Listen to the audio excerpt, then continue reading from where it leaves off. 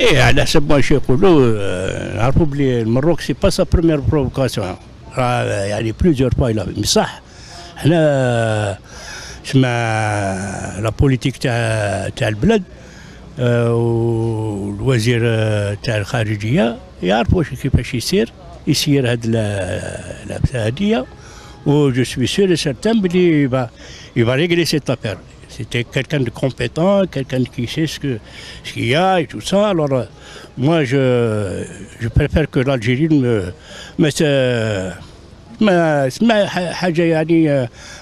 ne faut pas donner d'importance à cette provocation. حدث بحال هذا اللي كوقع بين جوج دول اللي كتجمعهم علاقات تاريخية قديمة، هو ما خاصش يوقع بحال هذه الأمور هذه. حنا كنتمناو إن شاء الله الأمور تحسن، وهذه دعوة كنوجهوها حنايا من طبيعة الحال كمواطن عادي بفعل ولا بسبب المعرفة ديالنا بالشعب الجزائري اللي شعب أخ ديالنا وشقيق ديالنا، وكاين مجموعة ديال العائلات مغربية اللي عندها الناس ديالهم أفراد العائلة ديالهم في الطرف الآخر.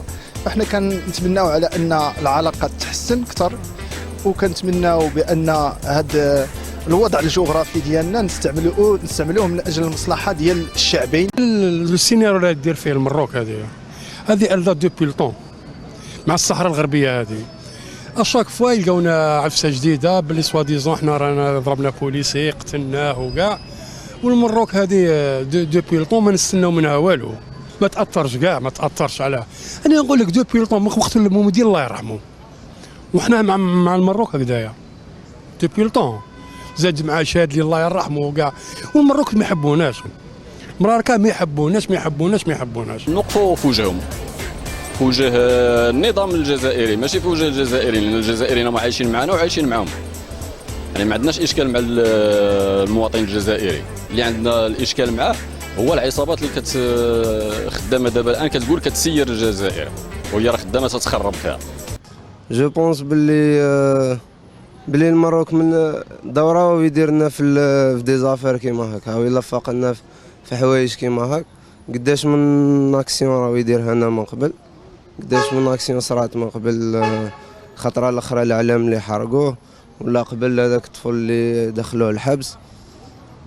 انا جو بونس باللي ما يتسامحوش معاه. المشاكل اللي بين السياسي اللي بين المغرب والجزائر، اما الشعب حنا خوت، حنا كنا وحدين، غير الراي اللي مبدله بيناتنا.